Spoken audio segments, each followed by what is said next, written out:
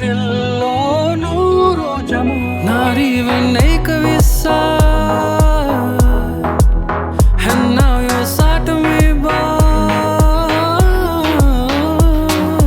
On a bee, and a bee, and a bee, and a bee. All out there, on a bee, and a bee, and a bee, and a bee. All out there. Let's take a moment to really own it. Now that we know it, how can we show it? Mubarak, Mubarak, Mawla. Mubarak, Mubarak, Mawla. Mubarak, Mubarak, Mawla. Mubarak, Mubarak, Mawla. Golden Jubilee ujavi, Diamond Jubilee ujavashu. Chamke che taaj tamaro, deenane raaj maro. Ek baar mare gaamde aao, ek baar mare gaamde aao.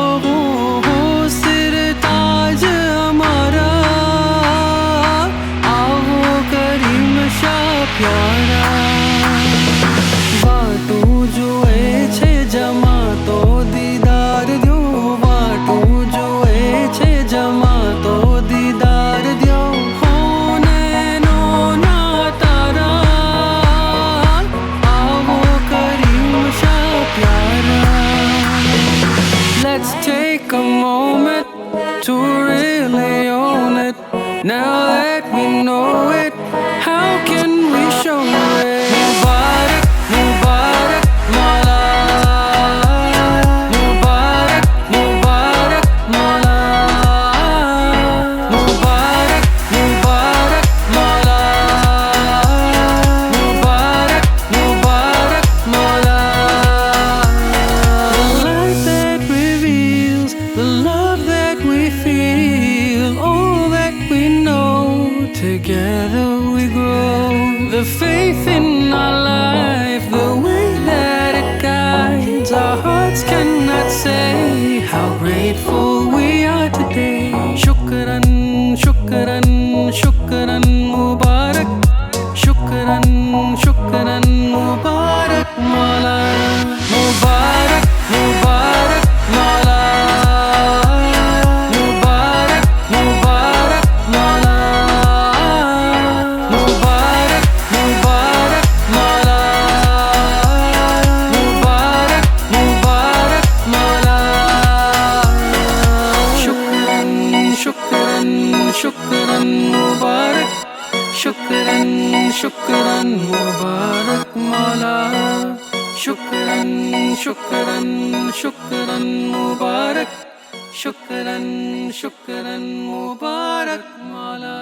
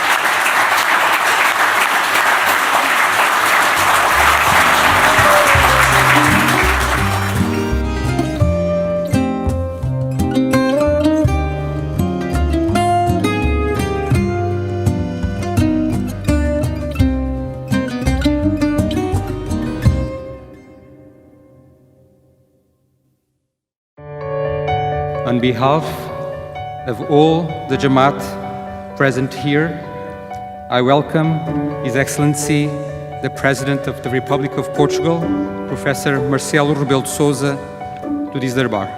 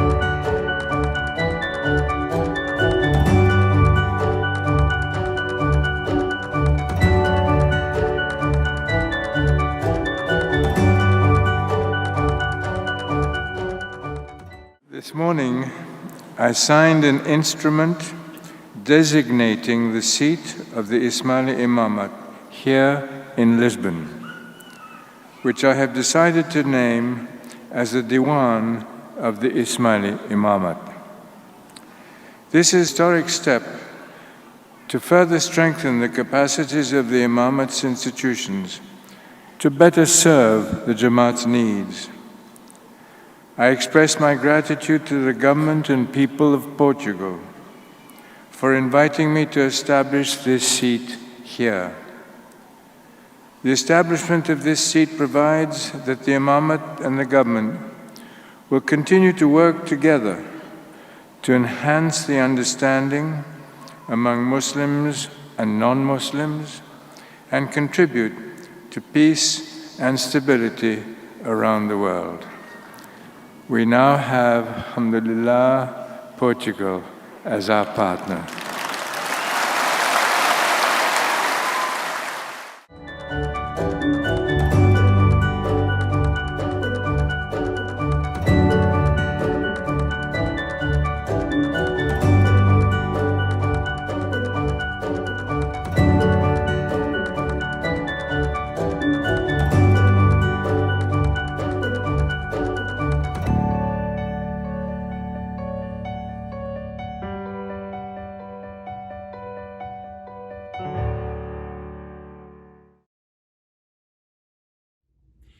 Yali Madat, everybody. Bienvenue to Friday Night Reflections. I'm Omar Sachedina, and I'm coming to you from Toronto this evening. I'd like to extend a very warm welcome to all of our Jamaati members, as well as multi-faith family members who are watching from right across Canada and in some cases from around the world as well.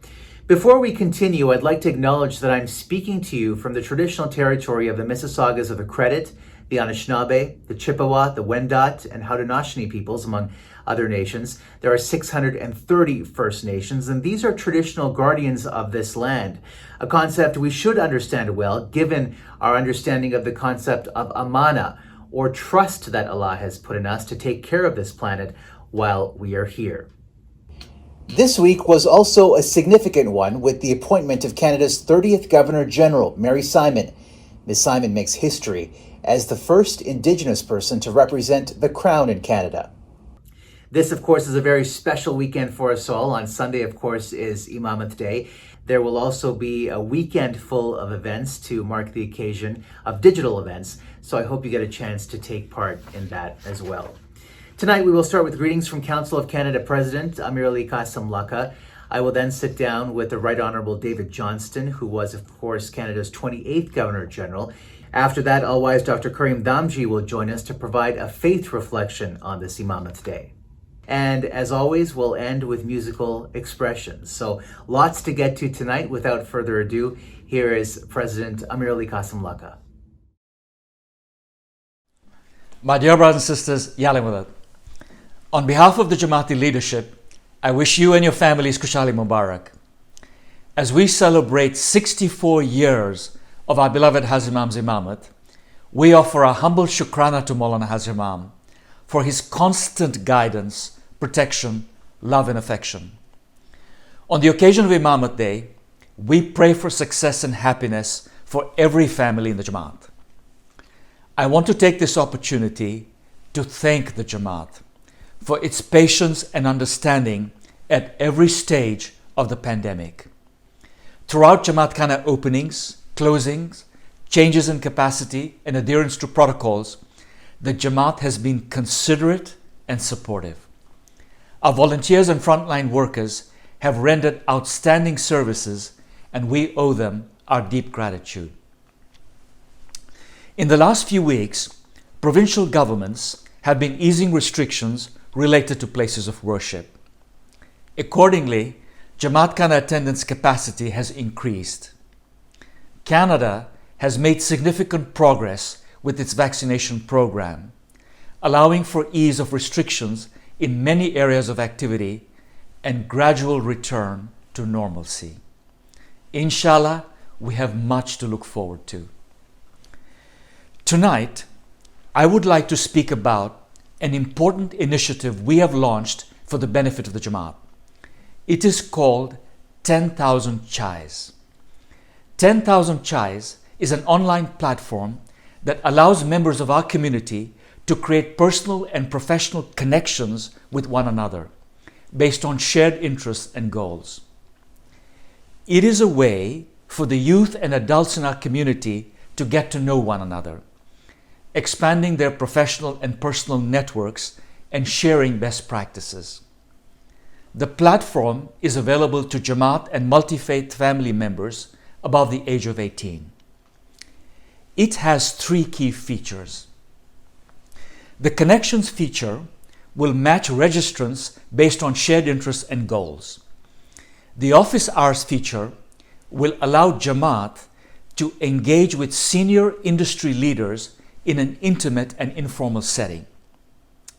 The member directory will allow registrants to search for Jamaati members who have expertise in specific fields whom they would like to connect with. 10,000 Chais will inshallah facilitate networking and mentoring on a significant scale. Guiding and helping one another and sharing our successes and learnings are key principles of our faith. We all know this. Through this program, our youth will be able to make personal connections with highly successful industry leaders in order to learn from their experience, learn about industries they're operating in, and gain insights on emerging trends and opportunities. The underpinning of this platform is our beloved Hazar Imam's guidance. Mentoring is an endeavor he has strongly encouraged. Let me share with you that in 2019, when the leadership informed Mawlana Hazar Imam about a mentorship program that was being piloted in Canada, Mawlana Hazar Imam provided specific guidance to the leadership to scale the program and to consider what scaling means in the context of a national and international Jamaat. It is based on this guidance that we are scaling 10,000 Chais. We are encouraging every young adult in our Jamaat to register and utilize this platform, and every adult who can provide good counsel and mentorship to sign up for the program. We are also inviting adults who want to connect with others regarding their careers and businesses to join. An online meeting over chai can be arranged for as short as 15 minutes. Sometimes a key insight shared by a mentor in a 15-minute conversation can transform a future or change a destiny. There are two expressions. Who you know is as important as what you know. And to move forward, you need a sponsor. Networking is about building allies, connecting with the right people who can be important to our future. Networking comes naturally to some, while others are more shy or reserved. Either way, networking is a powerful tool which we are encouraging the Jamaat to embrace. Networking can be a game changer in our life trajectory. And mentoring is a way to pay it forward and give back to community. The 10,000 Chais page is live on IA Canada and registration takes a few minutes. I strongly encourage you, your colleagues and family members to join. Once again, on the occasion of Imamat Day, let us give thanks for the blessing of Imamat and for the continued guidance of Mawlana Hazar Imam. We wish you and your families a happy celebration. Thank you and Khuda Hafiz. Thank you, President Saib, for those greetings. Our featured guest tonight is the Right Honourable David Johnston, the 28th Governor General of Canada. And when he was installed back in 2010, he sought to create a theme, a call to service. Mr. Johnston noted, and I quote, "This theme of service echoes that of Her Majesty the Queen's 2010 visit, honoring the Canadian record of service, past, present, and future, and illustrates how the Governor General exemplifies the Canadian value of service to community and country," end quote. Mr. Johnston was the president of the University of Waterloo as well as the principal of McGill University, and it was in this role at McGill that he first met Hazar Imam at the opening of the Aga Khan University. His record of service is so long it could really take up this entire broadcast. He, of course, has led a variety of boards and commissions. He is influential for his writings on Canadian federalism, and he has moderated several federal leaders' debates as well. So without taking up too much more time, here's my conversation with the Right Honourable David Johnston. Mr. Johnston, it's so good to see you once again. You know, the last time I saw you face to face was 5 years ago. I think it was back in 2016 during the Rio Olympics. And I had asked your office, I had asked if we could do the interview on a beach, and you were gracious enough to agree. And it was a wonderful day. You had arrived in a Canada sweatshirt as well to cheer on our team. So much has changed, Mr. Johnston, in the past 5 years. We are, of course, in the midst of a global pandemic. Even though there are signs things are getting a little bit better, there has been a racial reckoning in this country. There has been a discovery of graves, of remains as well. I would say that, you know, this country is in the midst of growing up. How would you consider or characterize what this country is going through right now? Well, of course, we live in a period of great change and acceleration of change.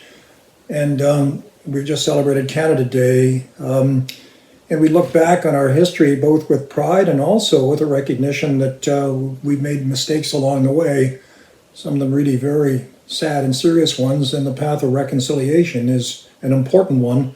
And what gives me great hope and great encouragement is the sense of all Canadians joining in that reconciliation path and drawing from the strengths, the things that we have done well in this country, to guide us as we overcome the things that we haven't done well and ensure that the future for all Canadians will be a very bright and promising one in a world of change, and where we will be able to be resilient and adapt to that change and ensure equal opportunity for all in Canada.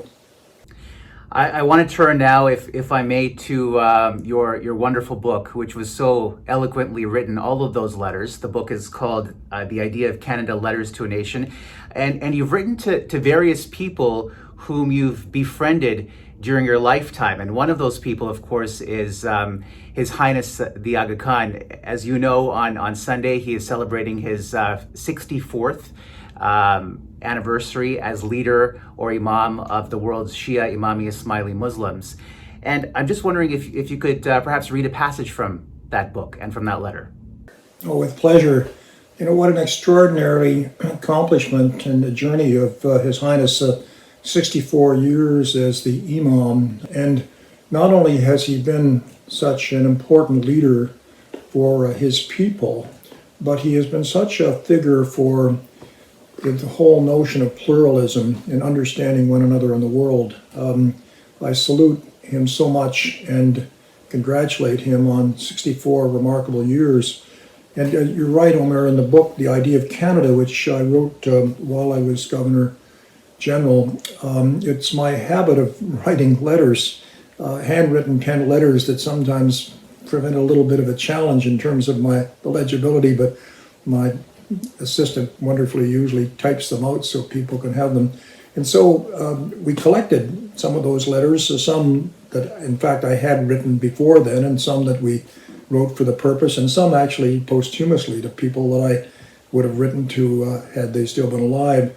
But the one that I wrote to His Highness was on the diplomacy of knowledge, and it was subtitled "Create a Smarter, More Caring World."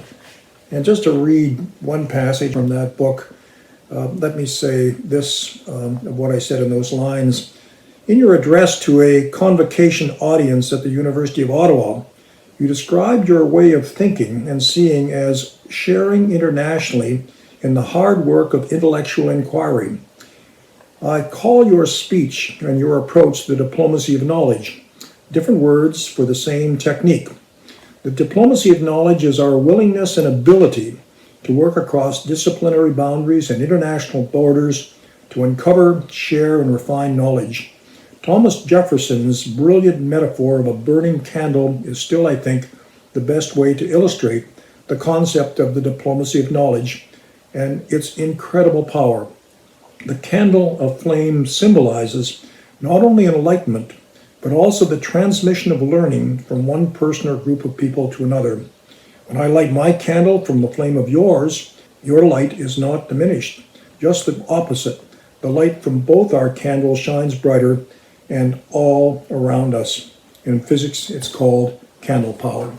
So that's the diplomacy of knowledge, which I think His Highness has been practicing and promoting so ably through his 64 years. And it's particularly appropriate for Canada, where we believe that you can have equality of opportunity and excellence too, that each of those two values or concepts reinforces one another. And we'll define the sovereignty of nations in the 21st century by how well a particular society or nation enables each of their people to grow to the very extent of their talent, and in fact that those limits expand, and out of that draws the excellence that constantly permits us to work for the improvement of humankind. On a very practical level, just to pick up on that Jeffersonian concept of lighting a candle, how do the rest of us do that? I mean, in a day and age and at a time when, you know, people have become increasingly more atomistic, there has been perhaps less of a desire to engage in calm and civil discussion. People tend to get very fiery. They have very visceral discussions on various matters. On a practical level, how do we all help each other light each other's candles? Well, I think we begin by listening. My grandmother used to say, David, you've got 2 eyes and 2 ears and 1 mouth, and use those proportions appropriately. Listening to one another and coming to learn about one another, especially others who are not of our same particular community or same cultural background, etc. And in that understanding of the other, I think, comes the ability to collaborate and work together. I've watched my children grow. We have 5 daughters, now 14 grandchildren, and our 5 daughters began international exchanges at age 12. And they've been exposed to some difference through their church and their volunteer activities. They were exposed to poverty and so on. But in the international scene, it was truly different cultures. And 4 things happened to them that were quite dramatic in their formation, comme on dit en français. First of all, they became more curious. Their whys became more penetrating ones. Secondly, they became more tolerant. Not just, you're different, that's okay, nobody gets hurt, but what lies behind that difference? Thirdly, their judgment became better. They were always interested in this other side of the story, looking at something from a different angle, getting a perspective on it. But the most important thing that happened, Omar, was they became more empathetic. Empathy, not just sympathy, I feel sorry for your plight, but empathy, I see your plight and I walk in your shoes together. And I think that's a great feature of Canadian life, that we do have this notion of equality of opportunity and excellence too, and that we by nature are an empathetic people. And in each of our lives, I think we want to reflect that by listening and then reaching out to help the other, not to have a world that's focused only on the I, but very much focused on the we. I actually didn't know this, but your association to His Highness goes back almost 40 years. 4 decades is a long time. And I'm just wondering if you would feel comfortable sharing a story or an encounter that you remember particularly fondly. Well, there are a number, because he's such an extraordinary person, and Sharon and I treasure all of those. She too has a great admiration and a great friendship with him, a real personal bond of respect and affection. We first met him in Karachi, Pakistan in 1980, when he was opening the Aga Khan University and the Aga Khan Hospital.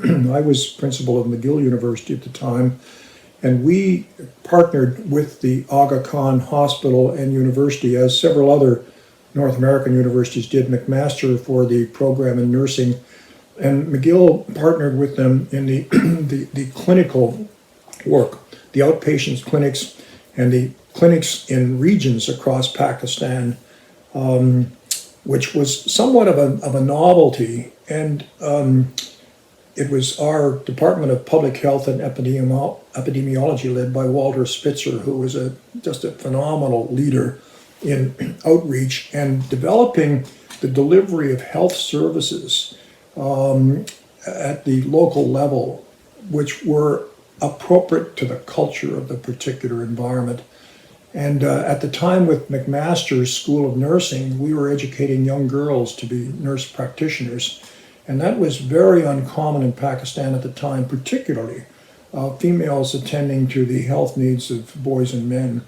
And just overcoming that particular cultural gap, quite apart from dealing with the health needs of community medicine, was a challenge. And His Highness, of course, just led it brilliantly and brought together this expertise from North America and other places and made it appropriate for the local cultures, which were just very important for the development at that time. That was just one of many of the remarkable initiatives he's led, with this great sense of reaching out to the other, but this great sense of pluralism, and out of different points of view, different cultures, one can establish collaboration that's very, very powerful. And so that was our first, I think, encounter in a very substantive way, but we continued at McGill to be involved with his work in the world, and then developed a friendship that we cherish very much. And as I mentioned, it goes back 40 years. You know, you mentioned the mutual love of sport, the where you are both aligned in terms of really living the act of pluralism and making sure that those differences are celebrated in society. What else do you most admire about him? I think the values that he's brought to a world of challenge, his clarion voice about pluralism and regard for the other, which he has not only preached, but he's practiced so well. And you know, as the decades go on, it becomes even more timely and even more important. He created the Center for Global Pluralism in Ottawa on our historic street, Sussex Drive. And you know, that particular creation in Canada has been so central to his message, taking the best values of Canada, the inclusivity, the notion that everyone counts, that you can respect and retain your culture and your religious traditions and so on, and be a great Canadian and contribute to improving communities for all. And bringing that message to the world, that we prosper when we learn to understand one another, and then we learn to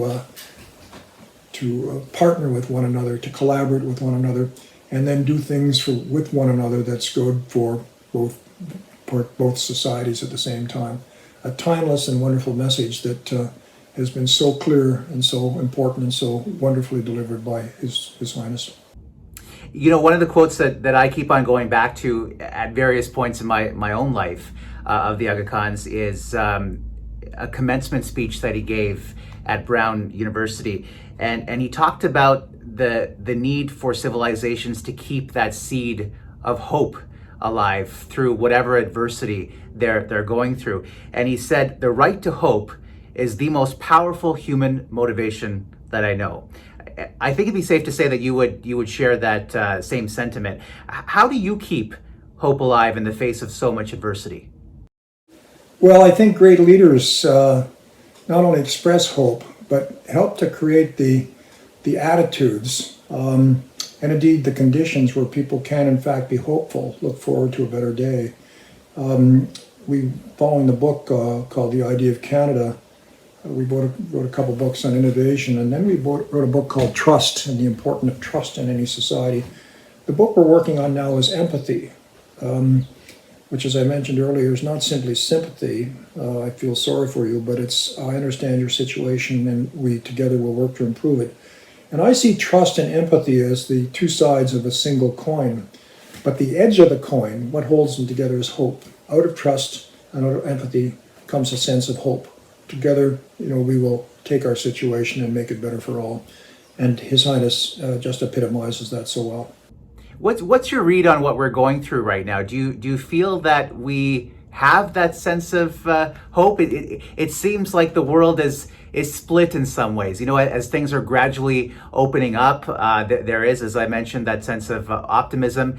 On the flip side, there are areas of the world, the developing world, that are still desperate for things like access to vaccine. What's your read on the situation? I know it's a massive question to ask, but what are your thoughts?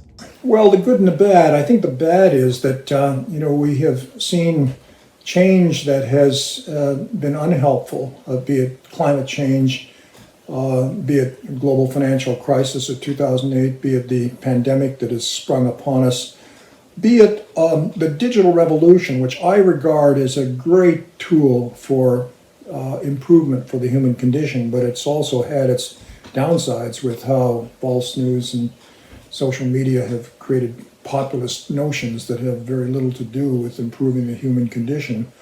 So we've seen, 3 or 4 great changes, and perhaps the most important one is the rapidity of the speed of change, that the geometrical progression of change going this way, especially led by the digital revolution, and our ability to manage that, the human interface, has been leaving quite a gap. But then we turn to the bright side. It took over 3 centuries for the printing press to reach a majority of the population of Western Europe from the 15th century on. And that transformed Western Europe from being a backward civilization to being ahead of Islam or China or India or other great cultures. It took less than a decade for the internet to reach a majority of the world's population from 1993 to 2003. And what a transformation that's been. But that has brought knowledge, data, information, knowledge with any luck, wisdom, to every corner of the world at almost no cost. So all of a sudden we have knowledge that is accessible to all. That's really a remarkable opportunity for hope. And take the pandemic, which is such a scourge. What would normally be 10 years or more of science has been telescoped into 10 months to come up with a vaccine. Extraordinary accomplishment. And in this country, Canada, I'm very hopeful that, in fact, we'll set the Guinness Book of Record achievement for 90% plus of our population being vaccinated as a way of each of us combating this and ruling in this vaccination, and then ruling in this virus, and then use all our efforts to extend that same movement to all countries around the world to get people vaccinated so that we vanquish this particular virus and others that come along. For me, those are very, very hopeful things. And I draw great strength from this country as it's faced other obstacles, including some of the tragic histories of our past, and say, with a sense of real inclusivity and collaboration, that we shall overcome, and it will be a better day for all. I think you touched on something so significant there. It's not just adapting to the changes we're seeing in society, but also showing a certain level of resilience, and that, I think, is what has struck me most about humanity and all the stories that I've covered. I remember being in Indonesia a few years ago covering a tsunami, and there was a gentleman who had just lost basically his entire house, his entire family, and despite that, the day after, he showed up to the site and was helping other families locate their children in the rubble. And to me, that's extraordinary. Yeah, Darwin once said that it's not the strongest or the most powerful of the species that will survive, it's the most resilient. And resilience, I think, is a really important quality. But it's resilience that's based on, again, the sense of hope that we spoke of earlier, and it is taking the current situation that you have and making the best of it. And with any luck, being able to reach out to others who are in a more fortunate position, who will extend the hand of empathy and trust to overcome that particular situation. I look at the story of the Ismaili people in Canada. This country's been built on waves upon waves of immigrants. Hugh MacLennan, our great novelist, once said that Canada's a nation of losers. Well, he didn't mean that we were bereft people. He meant that so much of our population are immigrants who come from very unfortunate circumstances, oppression, starvation. My family emigrated from Ireland when the potatoes ran out in the 1840s, etc. But they come to Canada with a hope and a sense that life will be better for our children and our grandchildren. And what is more with those waves of immigrant is they have not only made that life better for their own family, but for people around them, the whole society. And that, for me, is Canada. So when the Ismailis in Uganda were being very seriously persecuted, driven out of their homes, in some cases fear their life, the government of Canada reached out and said, we are there to help.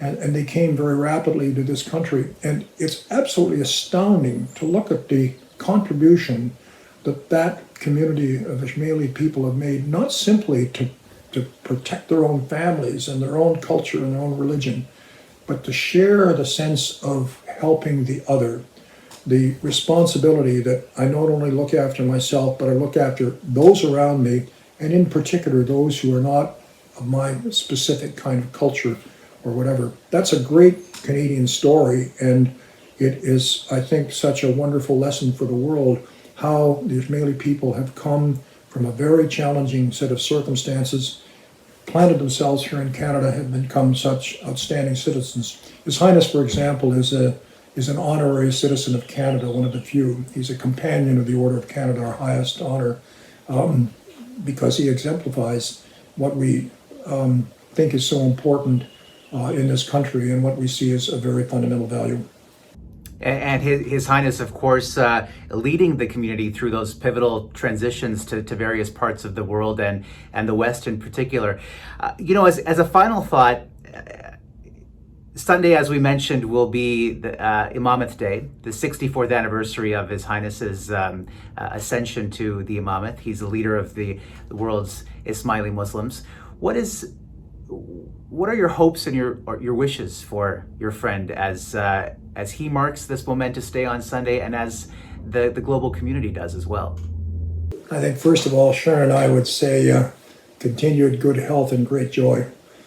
And secondly, how much we and all Canadians admire your leadership. And I guess my hope, my prayer would be that it not only continues, but it has an even greater impact on the world around us, of living the values of pluralism, inclusivity, and concern for the other. Well said. Mr. Johnston, thank you so much for your candor, your grace, your immense perspective, and I'm deeply grateful for the conversation. Hopefully we can do this in person, maybe on another beach somewhere else, or closer to home.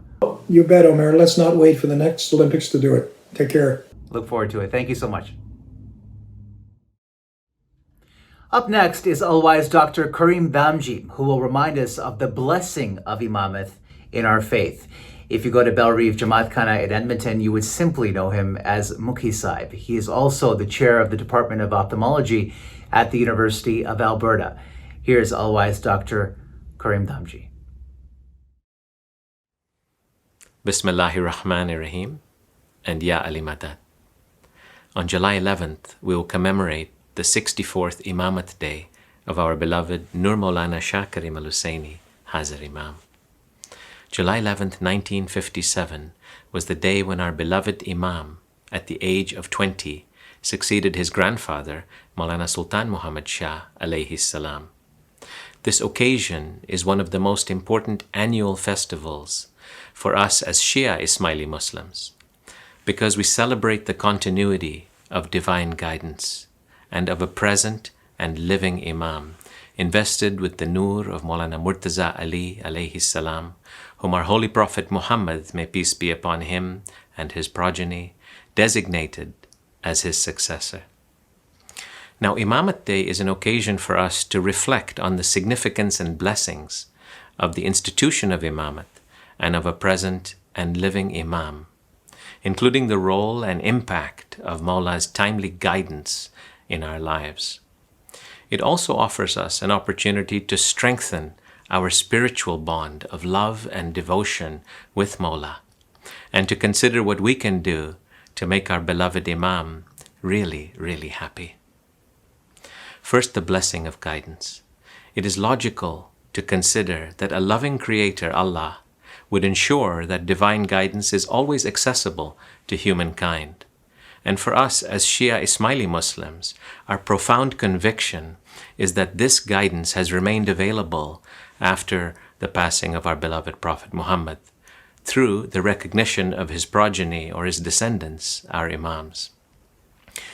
It is therefore to our beloved Imam that we submit our love and our allegiance, and it is he who guides our interpretation of faith, and who continuously safeguards our quality of life in matters of faith and world, just as our beloved Prophet did during his lifetime.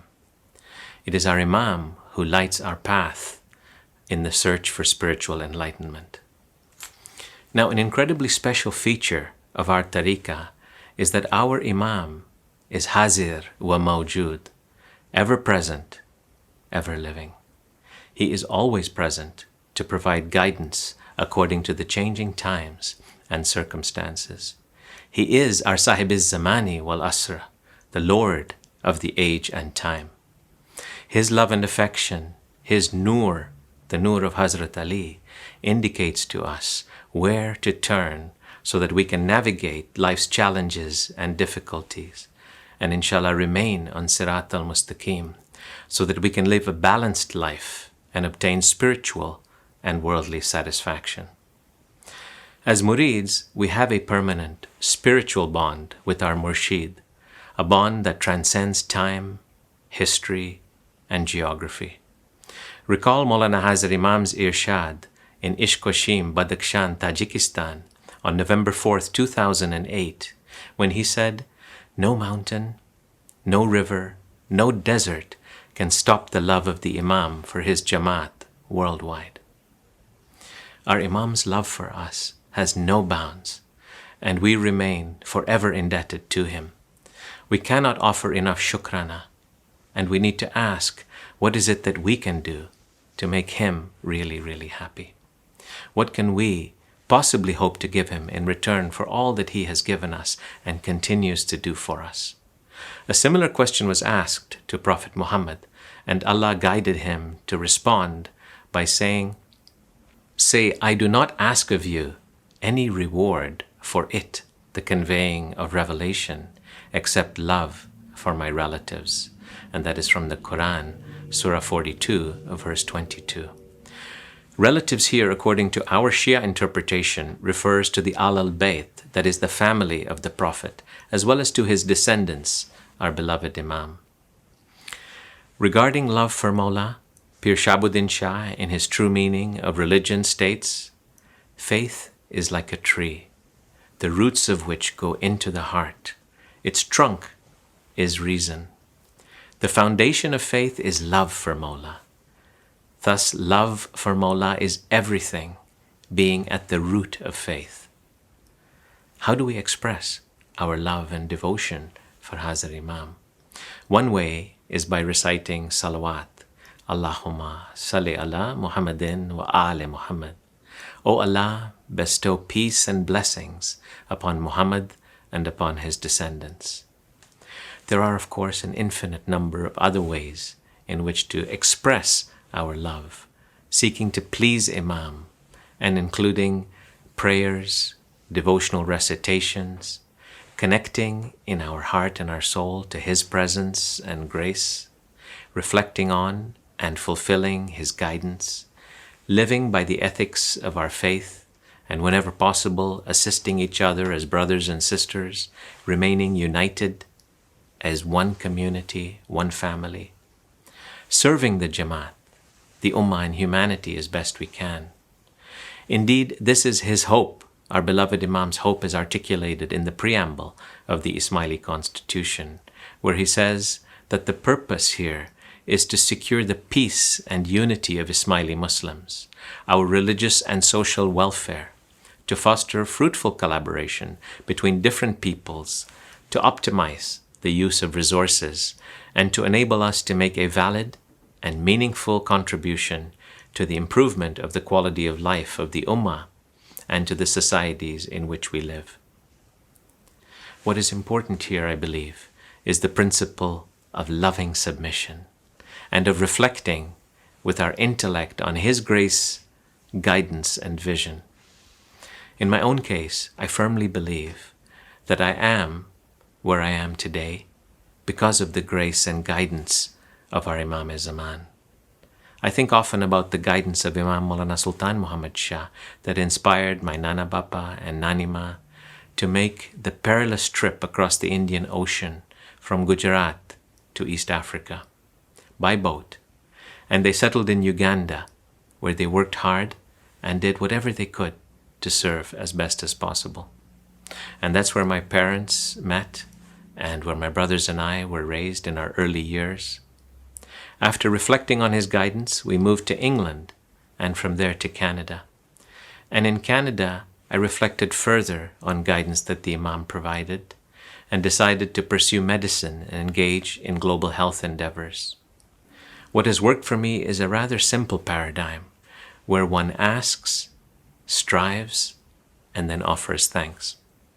First, ask by engaging with the Imam in a loving submission, in an intimate conversation of the heart and soul, sharing innermost thoughts and desires, seeking his rahmah, grace and guidance and benevolence, and then striving through ethical action to fulfill material and spiritual goals, and then offering thanks for whatever may come, knowing that his nur is with each of us at all times, as well as in Jamaat Khana, and that his hand is on our shoulders. Now, the term Imamat can also be interpreted to refer to the rope or lineage of Imams, one after another, but also to the hereditary office of the Imam's leadership. Consider what his leadership has accomplished for the Jamaat, for the Ummah, and for humanity through the past 6 decades. One only needs to think of multiple inputs that AKDN provides and many other endeavors that the Imam is engaged in that are beyond extraordinary in their impact. This is a reflection of the mandate of the office of Imam, as well as Imam's resolute determination to strengthen the Jamaat, protect it, and enhance our quality of life, as well as that of others throughout the world. Shukr Mawla.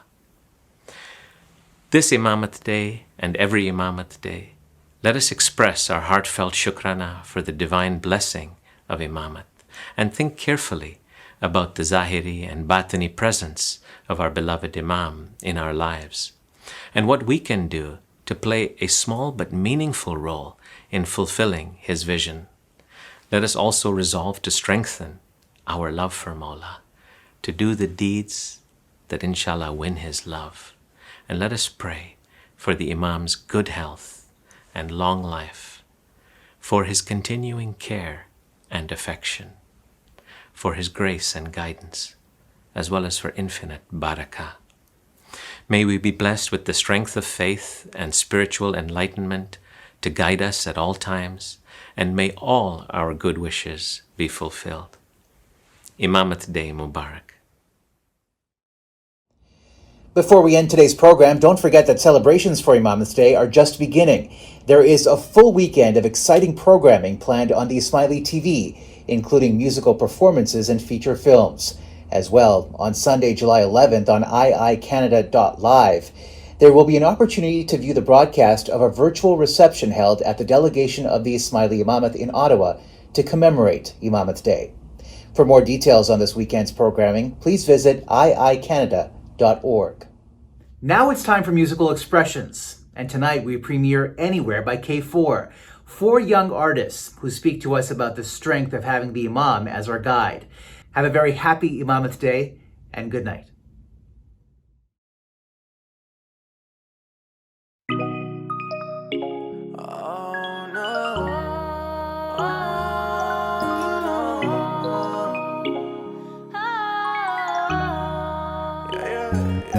You are the light that guides me dearly. I keep my head up very high. You are the only one who sees me as the girl who can touch the sky.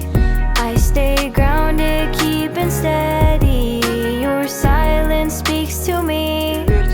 Your presence is not visible, yet I feel your company. And you just let me grow. You show me how to trust in the truth, cause all I got is from you. It's not easy sometimes, but you just give me the sign. You're in my heart, in my mind. I've been trying to find my way back, all onto the light that guides me.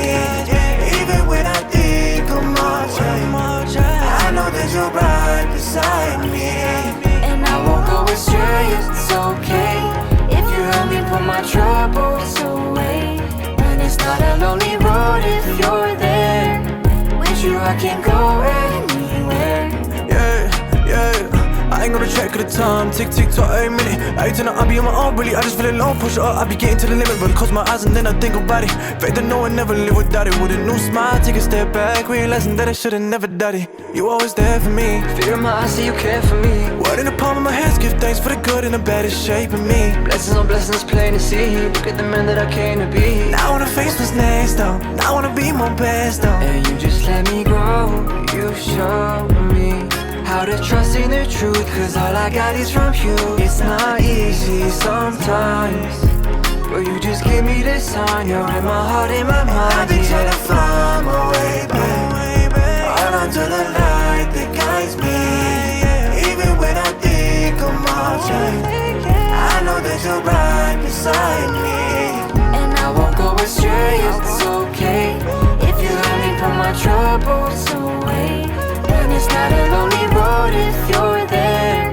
With you I can go anywhere. I could go anywhere, yeah. I could go anywhere, oh. I could go anywhere, yeah. I could go anywhere, oh. And I've been trying to find my way back, all onto the light that guides me. Even when I think I'm marching, I know that you're right beside me.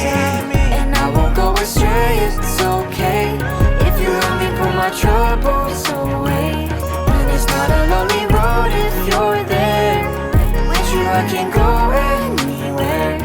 And I won't go astray, it's okay if you help me put my troubles away. And it's not a lonely road if you're there. With you I can go